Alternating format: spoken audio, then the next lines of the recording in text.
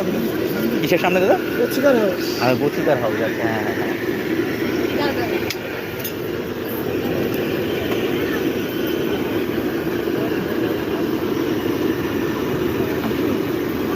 দিব কিনে নিয়ে এসছে।